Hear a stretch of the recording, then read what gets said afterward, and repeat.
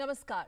Prime Minister Narendra Modi today held a virtual summit with European Union leaders today, making some very pertinent and strong points in his intervention. We get you a quick perspective on that, the significance of it, the larger messaging of it, plus also ground reportage from rain-ravaged Mumbai, remember, which is on red alert, and Bangalore under lockdown. I'm Sakal Bhatt, and let's begin with the top story of the day. Like we just mentioned, Prime Minister Narendra Modi today held a virtual summit with the EU leaders. A range of bilateral, regional and global issues of interest to both India and EU came up in these wide-ranging talks, including trade and investment, global fight against COVID-19 and also research and development on a vaccine for COVID-19 was the larger agenda as well. Co-chairing the virtual summit, Prime Minister Narendra Modi described India and European Union as natural partners. Prime Minister Modi proposed taking a long-term view of India-EU strategic partnership coupled with an action-oriented agenda followed by a robust roadmap to implement that agenda. Let's listen.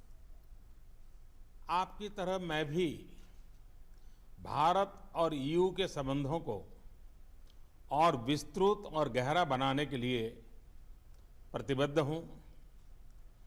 इसके लिए हमें एक दीर्घकालीन strategic perspective अपनाना चाहिए। इसके साथ साथ एक एक्शन ओरिएंटेड एजेंडा बनाना चाहिए जिसे निर्धारित समय में कार्यान्वित किया जा सके। भारत और ईयू नेचुरल पार्टनर है। हमारी पार्टनरशिप विश्व में शांति और स्थिरता के लिए भी उपयोगी है। यह वास्तविकता आज की वैश्विक स्थिति में और भी स्पष्ट हो गई है। हम दोनों ही democracy, pluralism, inclusivity, respect for international institutions, multilateralism, freedom, transparency जैसी यूनिवर्सल वैल्यूज शेयर करते हैं। Okay, and Arun, my colleague, has been tracking this story very closely. Arun joining me on this. Arun, very quickly, big three takeaways of Prime Minister's intervention today, especially on the trade front, and also Prime Minister making that very pertinent point when he said that India and EU are natural partners. Extremely significant considering the COVID pandemic and the global fight against it, and the way Prime Minister Modi and India has actually tackled this situation containing pandemic COVID-19, which has been hailed by the rest of the countries, particularly the EU. As of now, we know this fact that Prime Minister Narendra Modi talked on various issues, starting from the economic aspect to the terrorism aspect, and of course on the COVID pandemic as well. But now the big takeaway is that India and EU joint declaration on resource efficiency and circular economy is out. That means how India and EU can cooperate as far as increasing the trade and economic aspects. So that is out. There are big takeaways in that aspect. Second important part, the joint declaration is also out. And last but not the least, a roadmap to 2025. This vision document is also out, and it has been, shared by the Ministry of External Affairs. That means the a roadmap to 2025. That means what will be the main contours of the roadmap till 2025, be the economic aspect. That's the prime and dominance part when we talk about that. As far as talks about the terrorism and the cross-border terrorism, what India is facing as of now, that was also shared. Now, situation at the LAC was also shared by Prime Minister Narendra Modi. It was highlighted during the meeting between the leaders of both sides, and of course, EU has welcomed the peaceful resolution at the LAC. So these are some of the big takeaways. But yes, economic aspect is something that has dominated when we talk about the India-EU Summit. MEA in a short while from now is going to do a press conference regarding the highlights of what transpired during the meeting during the India and EU Summit. In a short while from now, we'll be live on that part. But yes, the important aspect is on circular economy. Number one, that has been shared by the Ministry of External Affairs as of now. That means how can you can work forward in the right. We stay with Arun. Arun, very quickly. Now, that big news point about the roadmap for 2025. I believe you have that document with you. If you could quickly go through the robust points in that, important points in the roadmap 2025. Plus, when Prime Minister called EU natural partner for India, and there was a lot of also talk yesterday. We also spoke to former ambassador to EU in our broadcast last evening, same time, when in this whole discourse of will this India-EU summit, this summit see actually some sort of forward movement as far as Arun FTA is concerned? Have we actually lifted our finger as far as the pause button on FTA is concerned? That's very important, because when you talk about EU-India summit, most of the things boil down to trade relationship, isn't it? Absolutely. I mean, see, when India is talking about Atmanirbhar Bharat, yes, a gradual relaxation when we talk about the free trade agreement, that can be, that is expected, but then clarity will be given by the Ministry of External Affairs. But as of now, the broad contours of this point specifically talks about that how India has primarily pushed forward about the MSME sector and the SME, which India is talking about on the global arena as well. You know this fact that various mechanisms have been established between India and EU so that various institutions can be strengthened. Number one, how can MSMEs and SME can be strengthened? In that context, a decision has been taken so that the MSMEs of our country can get a bigger market or towards the EU side. That's something very much important to note.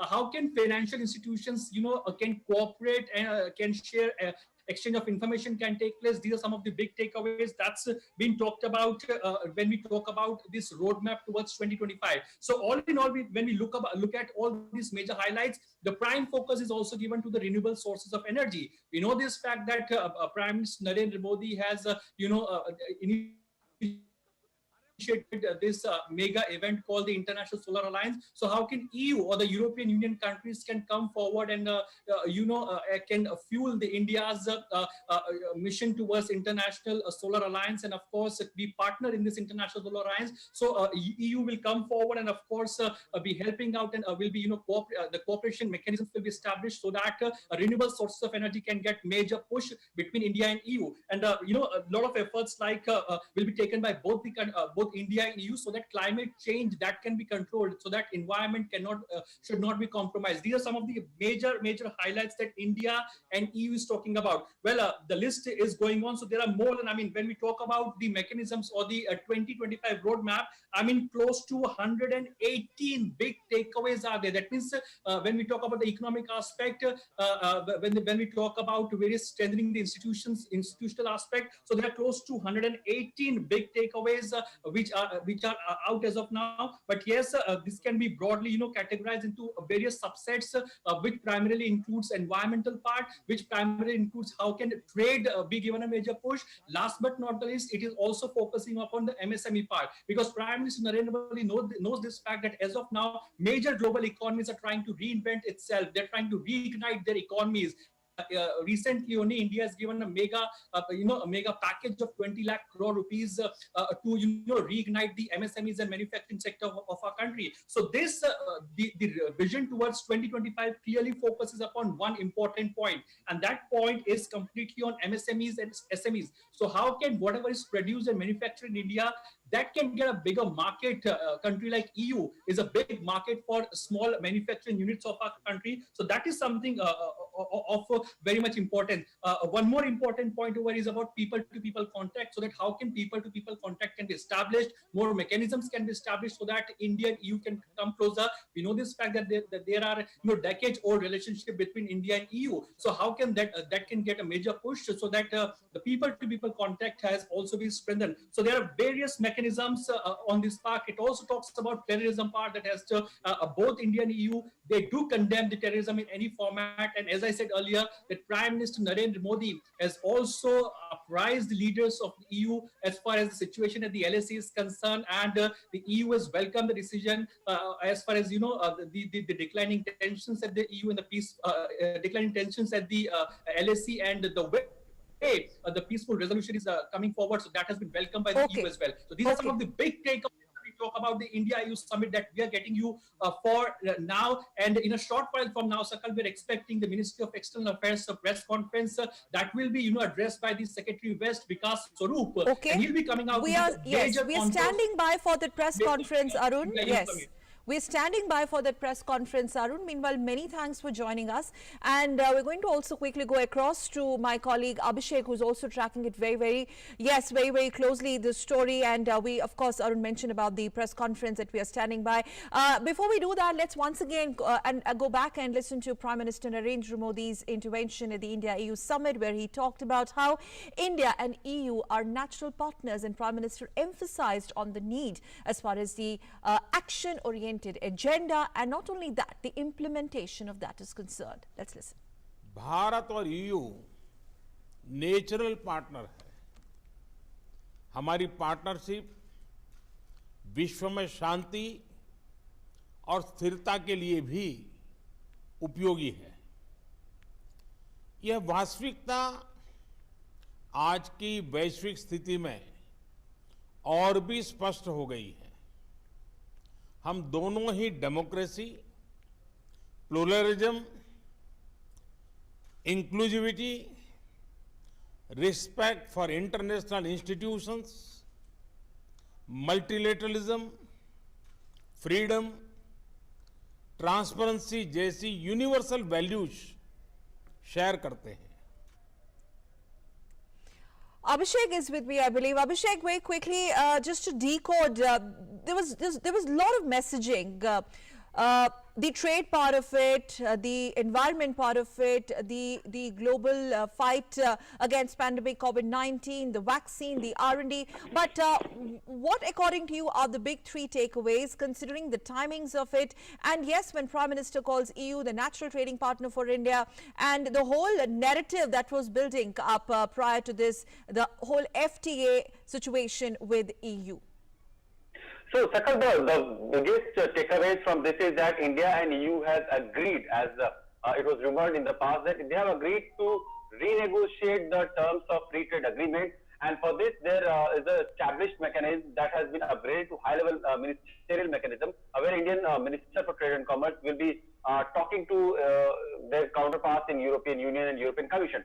So this is one thing, and this will be directly involved in the whole process of making market more accessible, traders more comfortable, making rules and regulation a little bit easier to go into other territory. So this is the one major takeaway on trade and investment. The other thing is that India, as committed earlier also, it has agreed that it will continue with its collaboration and commitment towards fight against the global pandemic corona. And it has also said that India and EU both have agreed to this thing, that this vaccine, if and ever it comes as a breakthrough, then it should be called as a human good, as a world good. It should not be sold as a commercial entity, because this COVID is staring at the civilization almost. So the need of the hour is that the breakthrough should be affordable, accessible, and continuously supplied to the global market, and people should have access to it. So this is another humanitarian angle that these parties have discussed. The third major thing is that India has been able to convey to its European partners about this tension along the borders. It was said in the European Union representatives press conference, it was said that issue of China was also discussed. But then, as we know, the issue of China is little complicated with European Union, because so many European Union members have a lot of trade dynamics, heavy trade of China in that. Yes, Abhishek, in fact, we're all standing by for that MEA press conference and the larger takeaways, and the most importantly, the big deliverables that we are looking at will be more or less clear when we have a formal MEA briefing. Abhishek Jha, many thanks for joining us on this broadcast. Thank you. Let's quickly move on. Another big story of the day has been Prime Minister Narendra Modi today addressing the occasion of World Youth Skills Day to mark the completion of 5 years of Skill India mission. Prime Minister addressed this virtual event. He underlined the mantra of skill, reskill and upskill to stay relevant in times of corona. Let's listen. Relevant रहने का मंत्र है skill, reskill और upskill. Skill का अर्थ है आप कोई नया हुनर सीखें, जैसे कि आपने लकड़ी के एक टुकड़े से कुर्सी बनाना सीखा तो आपका हुनर हुआ। आपने लकड़ी के उस टुकड़े की कीमत भी बढ़ा दी, वैल्यू एडिशन किया, लेकिन ये कीमत बनी रहे इसके लिए नई डिजाइन, नई स्टाइल, यानी रोज कुछ नया जोड़ना पड़ता है। उसके लिए नया सीखते रहना पड़ता है, और कुछ नया सीखते रहने का मतलब ही है रीस्किल। और हमारी जो स्किल है उसका और विस्तार करना। जैसे छोटे मोटे फर्नीचर बनाते बनाते आप और भी चीजें सीखते गए, पूरा का पूरा ऑफिस डिजाइन करने लग गए, तो वो हो गया अपस्किल। स्किल, रीस्किल और अपस्किल का ये मंत्र जानना, समझना और उसका पालन करना हम सभी के जीवन में बहुत महत्वपूर्ण है। Okay, let's shift our focus to some other news. Bangalore, shifting focus to the lockdown there. Well, Karnataka Chief Minister B.S. Yediyurappa announced 7-day comprehensive lockdown in Bangalore urban and rural district.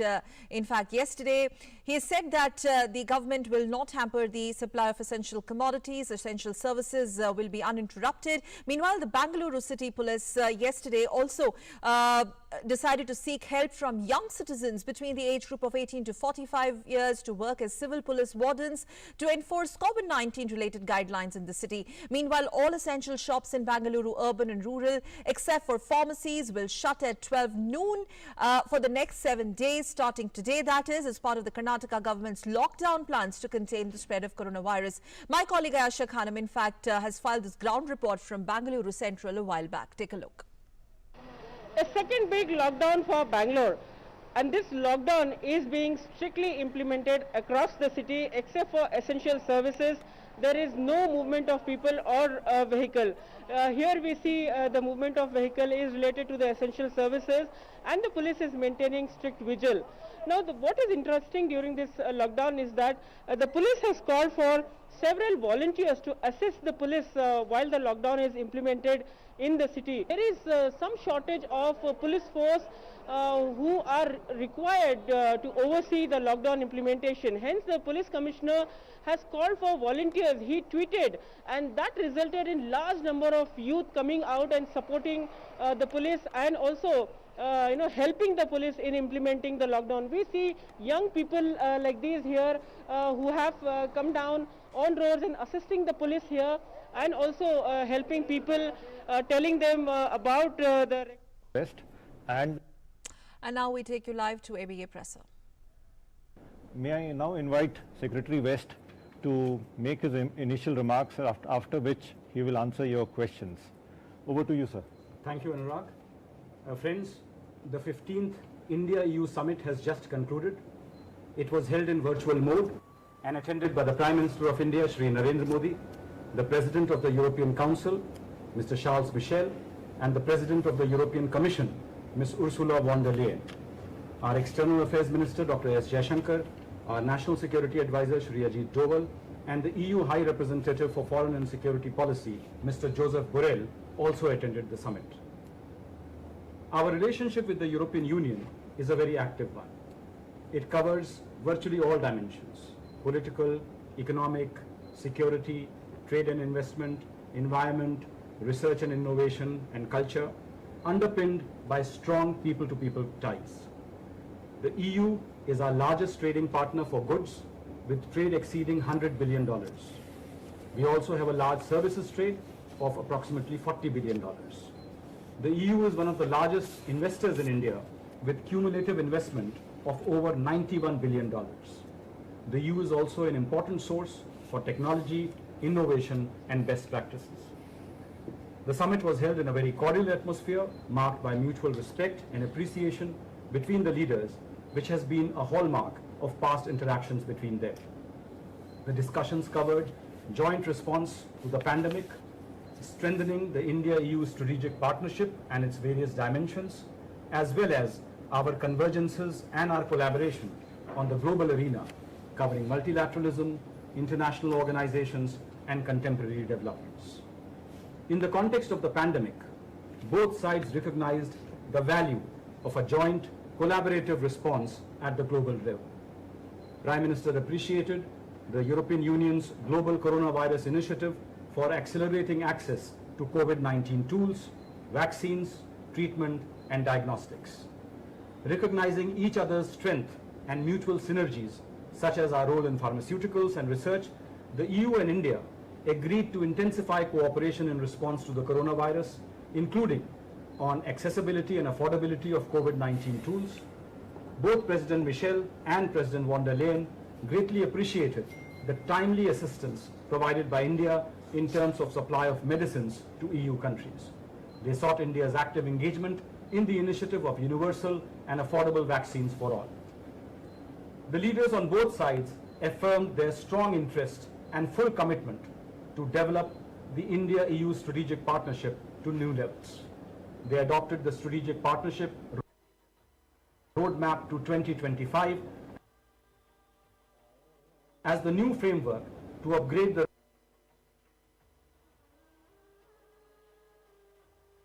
relationship in diverse digital technologies and connectivity.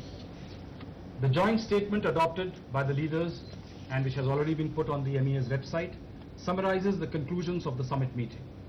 An important outcome of the summit is the decision to establish a high-level dialogue at the level of the ministers to guide development of trade relations as well as trade and investment agreements in the context of the broad-based trade and investment agreement.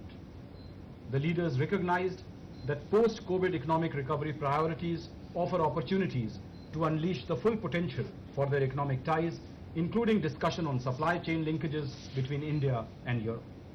Prime Minister invited European companies for FDI in India, taking into account our efforts to improve ease of doing business, regulatory environment, and our aim to integrate India with global value supply chains.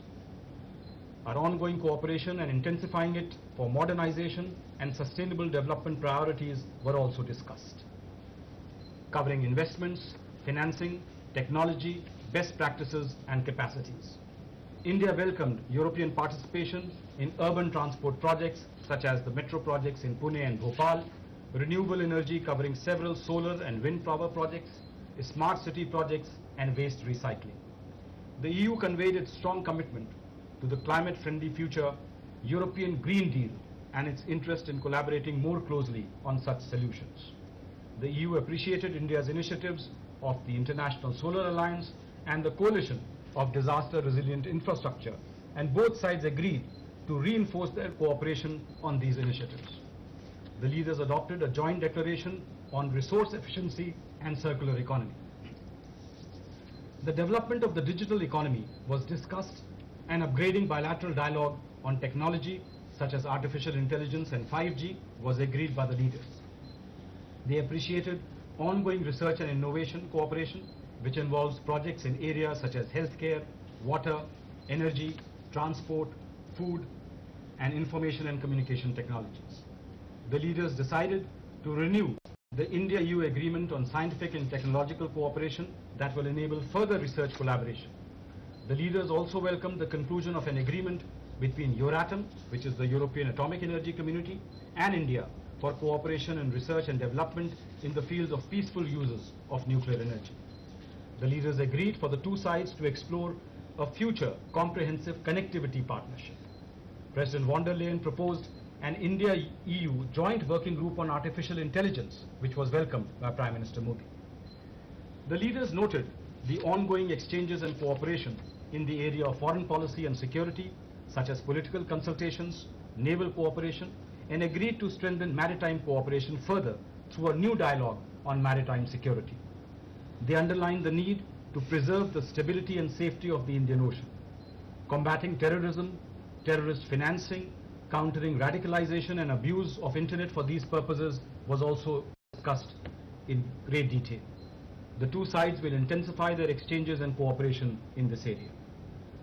The leaders discussed the contemporary global environment and the need to strengthen multilateralism and joint coordinated responses based on dialogue and cooperation and respect for a rules-based international order.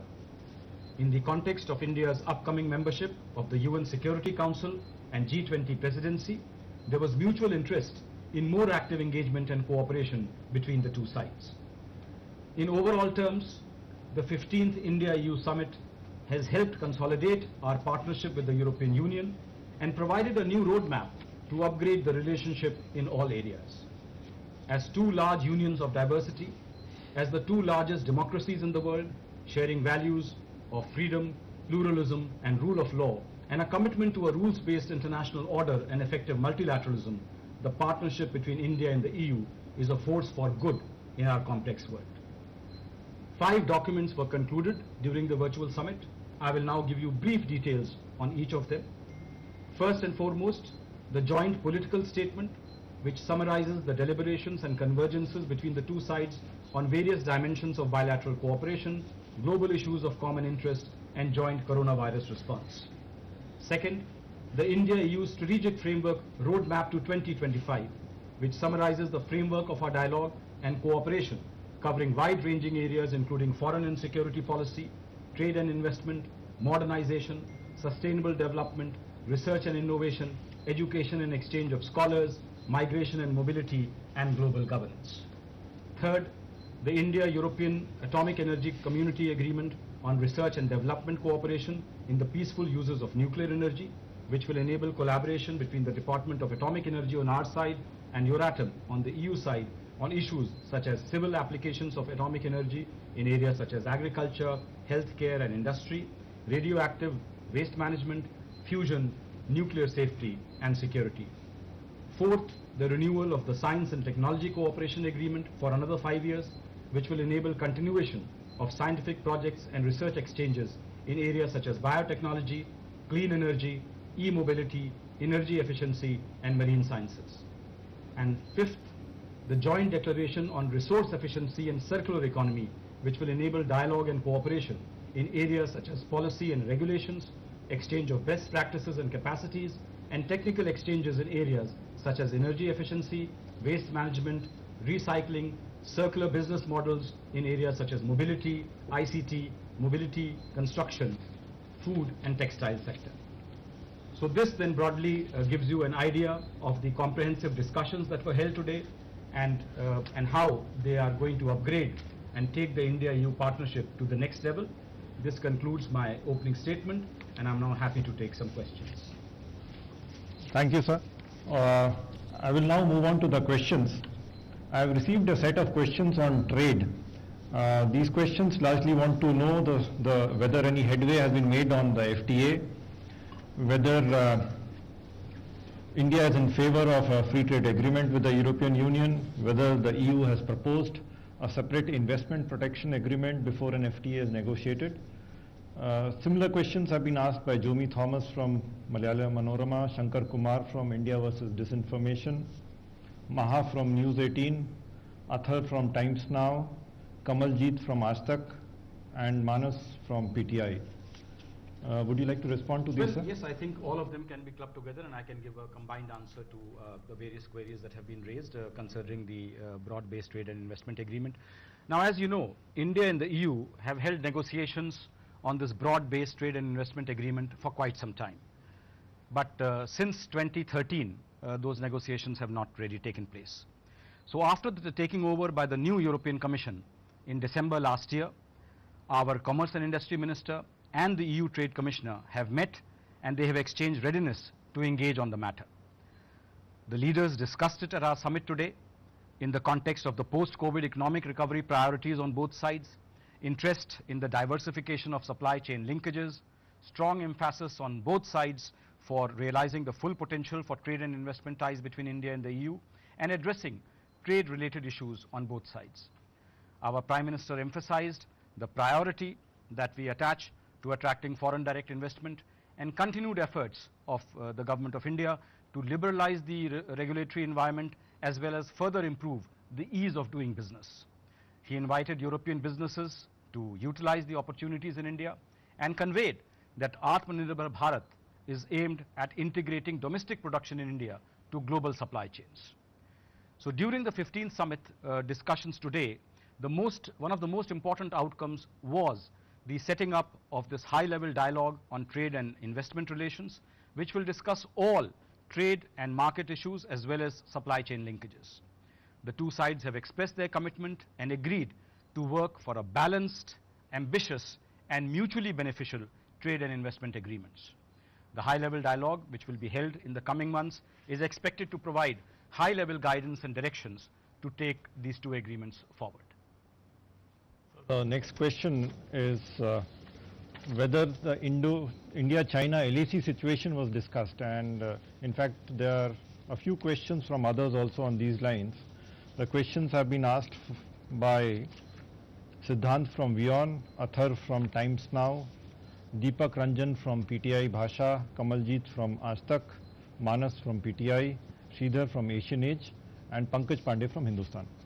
Well, I would say that as part of the review of global and regional developments, our relations with China did come up. Prime Minister shared our views on the India-China relationship in general and the current situation in the border areas. So the next question is from Siddhant. He wants to know how much was cross-border terror an issue under discussion in this summit? Well, as you would see from the joint statement that considerable detail, both the leaders went into considerable detail in exchanging views on the shared challenge of terrorism, which is a problem faced by all countries. In this context, of course, Pakistan came up, both in the context of the activities that it has been continuing against India and other countries in the region, as well as in the context of global terrorism.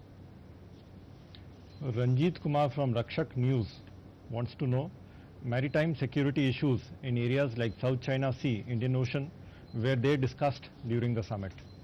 Well, I would refer him to the joint statement and para 10 of the joint statement, which clearly says the leaders agreed to launch a dialogue on maritime security and consultations on security and defense, and to enhance naval cooperation. They underlined the need to preserve safety and stability in the Indian Ocean. The EU side greatly appreciated the naval escort that has been provided by the Indian Navy to the World Food Programme and sought greater cooperation between the EU Atlanta and the Indian Navy. Was the human rights issue with reference to J&K and CA raised by EU at the summit? This is a question from Sridhar from Asian Age, and there's a similar question from Maha from CNN News 18. Yes, there was a glancing reference by President Charles Michel in the context of the EU having a much better understanding of these issues thanks to the discussions that were held during a visit of our External Affairs Minister to Brussels in February this year. And you would have seen the EU press conference in which they answered this, and they expressed their faith in Indian institutions in addressing these issues. The next question is from Natalie. I would like to ask how far the India-EU water partnership has progressed. Well, there also I would point you to the India-EU Strategic Partnership Roadmap to 2025, which has a pretty detailed exposition on the water partnership between India and the European Union.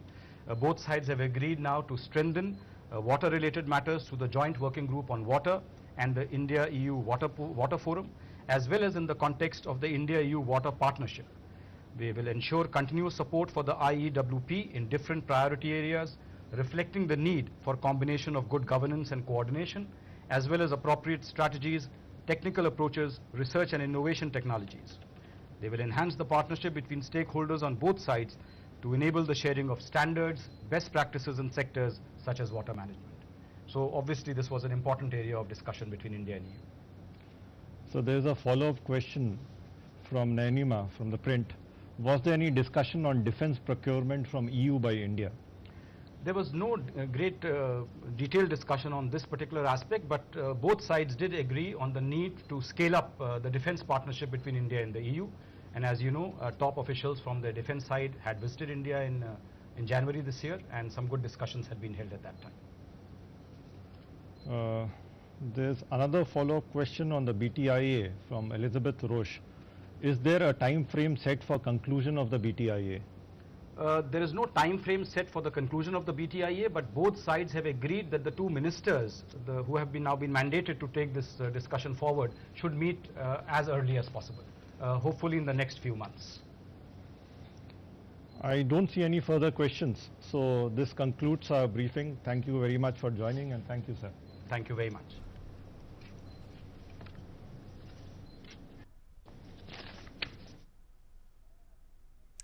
Namaskar, Swaroop, Secretary West, giving an overview of the important deliverables today, the big takeaways as far as today's India-EU Summit is concerned. Most importantly, he talked about one of the biggest takeaways being the high-level dialogue at the ministerial level in trade and commerce and investment space. He also talked about the other issues that were taken up by our Prime Minister Narendra Modi, who co-chaired the event. He talked about the recovery post-pandemic was one of the important aspects that was also deliberated upon, and also India and the EU membership also in fact talked about how it is essential to maintain uninterrupted supply chain, ease of doing business. That also came up in the discussion, and there were 5 important documents that were signed at the conclusion. In fact, Abhishek is going to be with us in a bit to talk about those 5 important documents, and also the larger roadmap as far as the roadmap 2025 is concerned. That also we're going to talk about. Mr. Swaroop also talked about the development of digital economy as well as artificial intelligence, the collaboration and convergences in these space as far as India and EU is concerned. That also came up in the discussion today. Collaborations and renewal of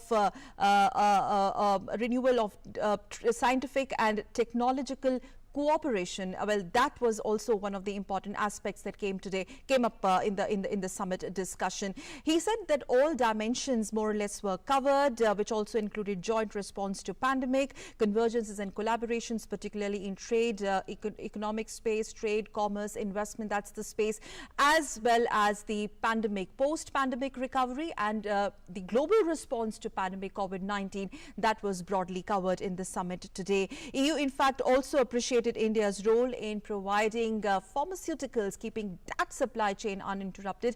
India's role under the leadership of Prime Minister Modi was widely appreciated by other EU chairs. In fact, Abhishek is with me, I've been told. Abhishek, now let's first talk about that high-level dialogue at the ministerial level that also Mr. Swaroop elaborated upon. Very, very important. Remember, we were talking about FTA. In fact, there was a very pointed question on that FTA also. What's the sense that you're making of it? Where is this all leading to? FTA, we're moving forward with that? I mean, there has been some forward movement. This is in a one step in that direction. Because the FTA, as we have earlier also talked, it's not a one day or like a month dialogue that can facilitate an FTA between India and European partners. It will take some time because a lot of obstacles involved in trade dynamics between India and European Union. There is service sector where India has a lot of edge over European Union, and then there are the technological technological transfer of scientific innovation. So these intellectual property right is involved there. So there are a lot of balance has to be done before the FTA agreement can be reached. But yet again, establishing a high-level dialogue with two at a ministerial level, which will regularly meet.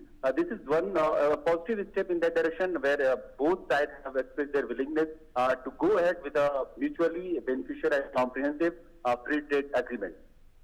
Recovery as far as post-pandemic era is concerned, that was also discussed, Abhishek.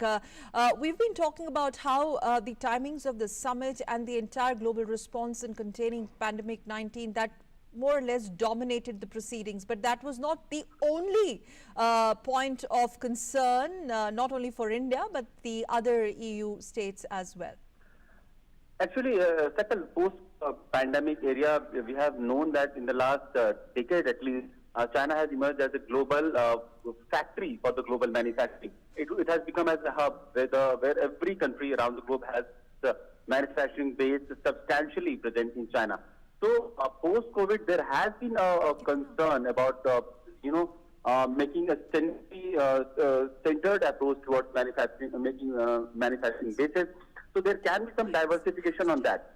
India, as an Asian emerging economic power, can encash on that sentiment where it can make itself available for the investment of coming from European Union, from USA and other developed nations.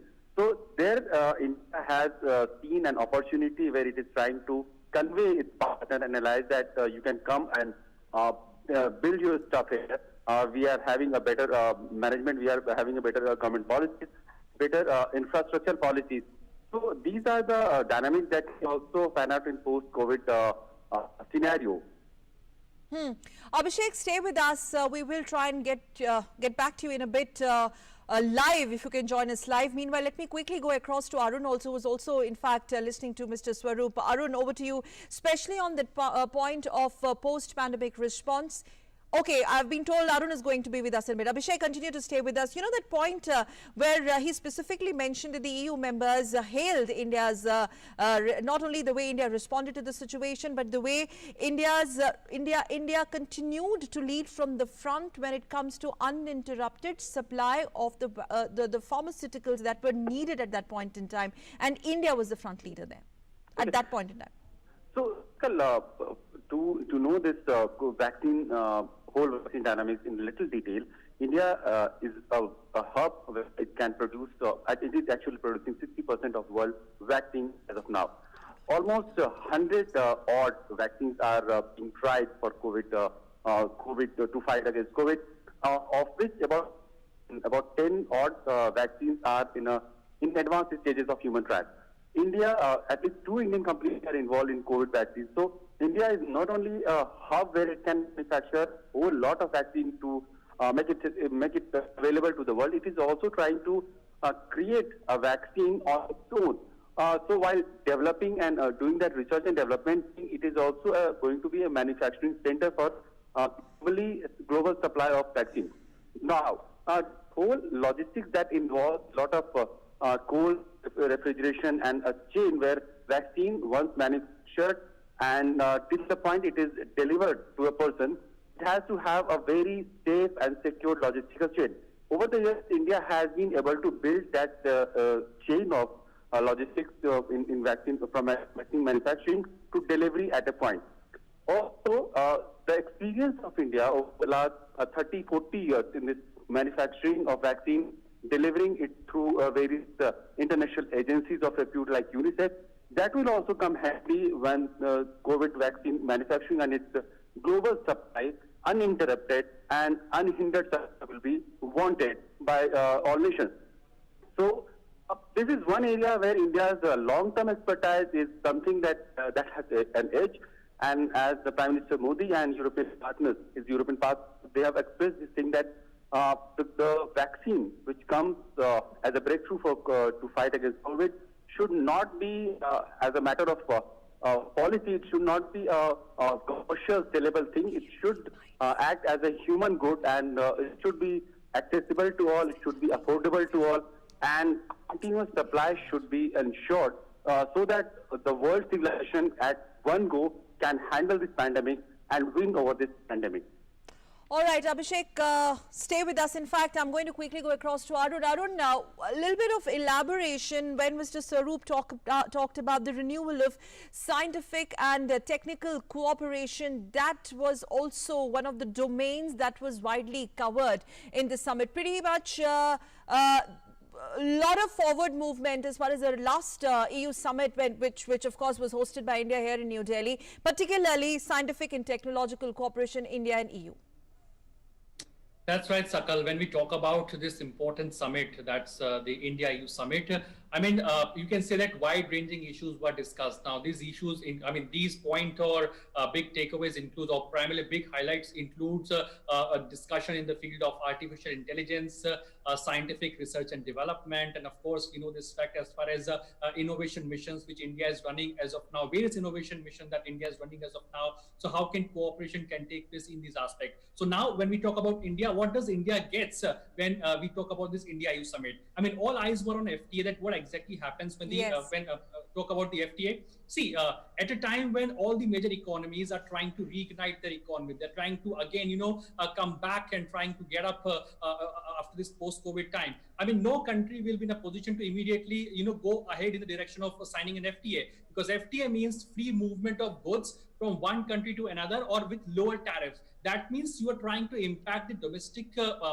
manufacturing units or domestic, market of that economy. So now, when at a time when India is talking about Atmanirbhar Bharat, and EU is of course also, because it's a 27 countries bloc, it is also trying to, again trying to bounce back after the COVID pandemic.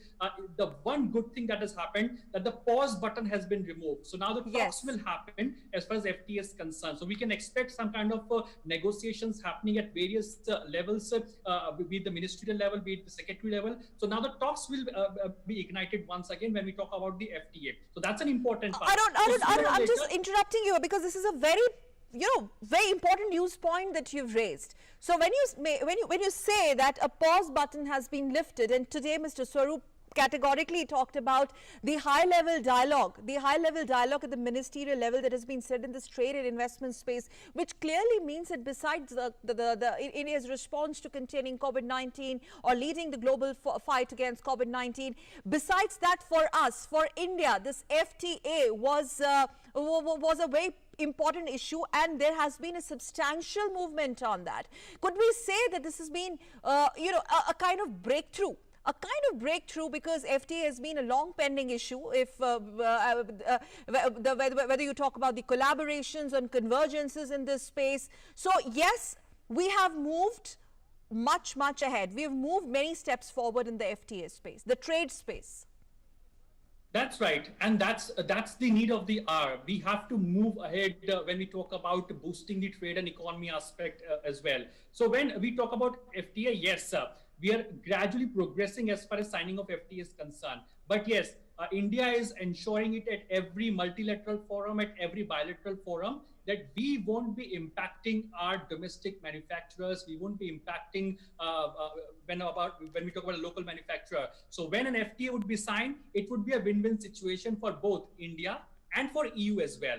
We know this fact that technologically EU is very much advanced country. So what India has got, we were talking on that part, Sakal. Number one, the forward movement, we can say that on FTA has ignited, where various dialogues will be established, at various mechanisms will be established at very high levels, so that FTA can move forward. Second important part is about science and technological part. That's an important part, and that should be noteworthy. We know this fact that FTA forward movement is happening, but yes, on various initiatives of government. So when we're talking about that, what India gets, FTA forward movement, we can say that's number one. Number two, India is running various initiatives like Smart City Movement, Atal Innovation, Smart City Mission, Atal Innovation Mission. These are some of the big initiatives of Prime Minister Narendra Modi, whereby India, or you can say that Prime Minister Narendra Modi is looking for a technological advancement cooperation from countries like EU that can help us in the advancement of such initiatives which India is running as of now. So Smart City Mission, when we talk about Atal Innovation Mission, so all these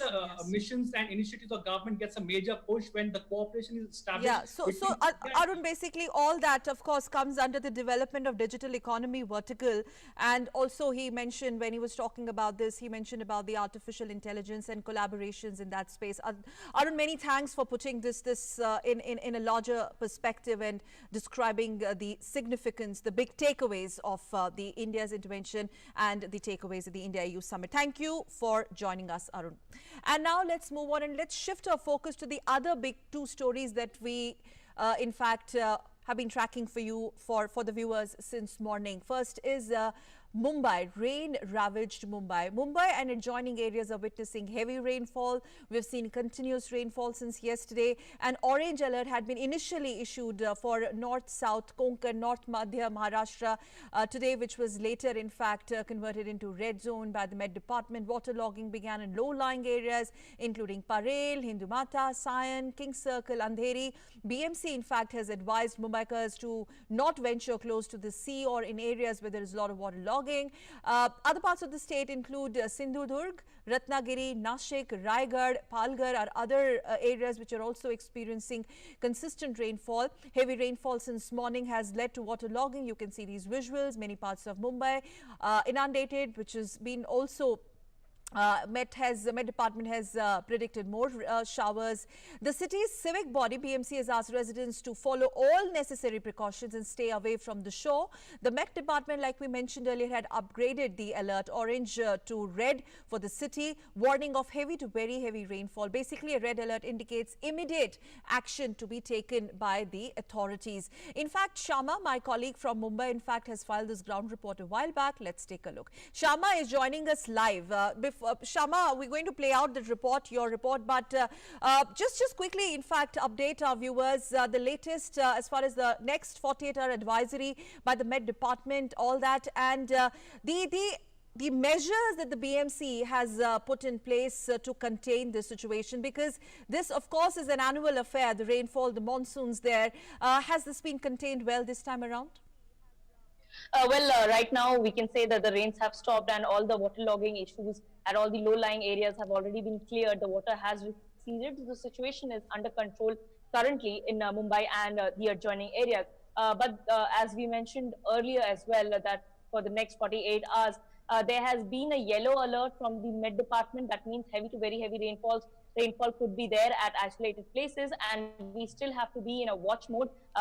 Still have to be in an alert mode that if the same continuous heavy rainfall continues, then there would be more problems rising out from the situation.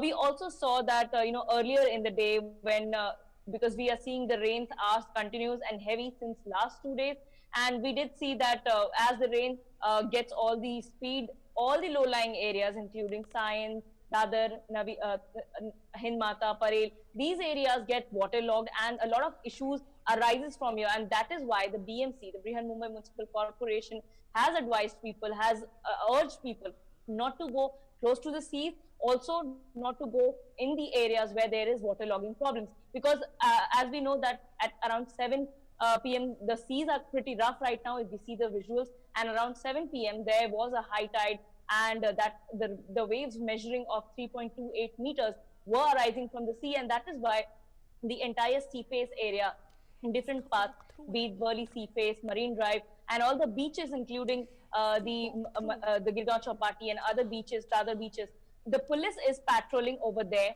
Pumping machines in all the major low-lying areas have been already placed, and because of that we are seeing as the rain stops, and if it is stopped for like good 2 hours, 3 hours, then entire waterlogging, the entire water recedes from that area. So that is a good news. But another problem which is arising over here, we already know that we are facing the worst COVID situation numbers in the state, and after that we also get to witness various diseases arising out of because of this waterlogging, including the leptospirosis, dengue, malaria. So all these things we have to face as Mumbaikars. In fact, Shama, you filed this report earlier today. Let's quickly take a look at this ground report that you filed from Mumbai Central today. Let's take a look at that. Thane and Navi Mumbai have been experiencing continuous and heavy rainfall since 2 days. This has caused a lot of issues for the people and for the Mumbaikars. We are also seeing issues of waterlogging in several low-lying areas, including Sion, Parel, Hindmata, Andheri, and other areas which are considered to be low-lying in Mumbai.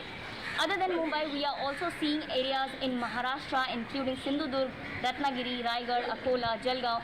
These areas have also been experiencing continuous heavy rainfall, and which has also caused a lot of trouble for the people living over there.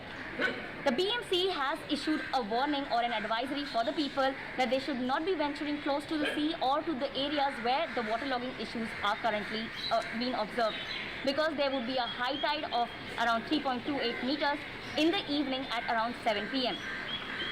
Shama Mishra, DD India, Mumbai.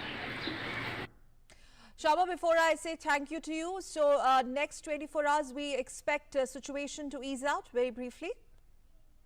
Well, if compared to today and yesterday, the situation is likely to ease out, but we still have to be on a watch mode, as the North Konkan and South Konkan has been given yellow warning, but Madhya Maharashtra remains on orange alert. That means we still have to be on an alert mode. All right, many thanks, Shama, for joining us on this broadcast. Before we wrap up, let me quickly go back to Bangalore, where of course the lockdown, a week-long lockdown has again been imposed by the Karnataka Chief Minister Yadurappa. Remember, he announced a 7-day comprehensive lockdown in Bangalore urban and rural districts. He's further added that the government will ensure that there is no disruption in the essential supply, and the Karnataka government in fact will also ensure that there is no inconvenience caused to the people there. In fact, the Bangalore police this time has come up with a very innovative way of involving citizens. They've decided to seek the help of citizens, young citizens between the age of 18 to 45 to work as civil police wardens to enforce COVID-19 related guidelines in the city.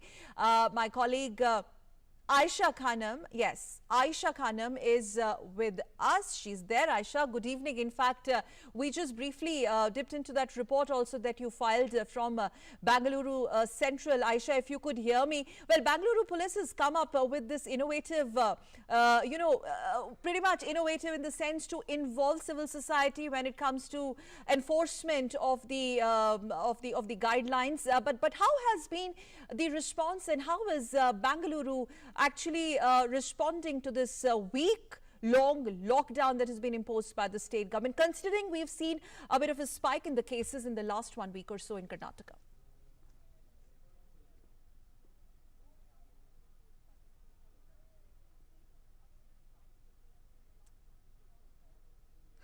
Well, we couldn't get to Aisha Khanam there, a bit of an audio snag there, but we will be, of course, playing out that report later in our bulletins as well. Meanwhile, thank you very much for tuning in to DD News. Thank you very much for staying with us. Namaskar.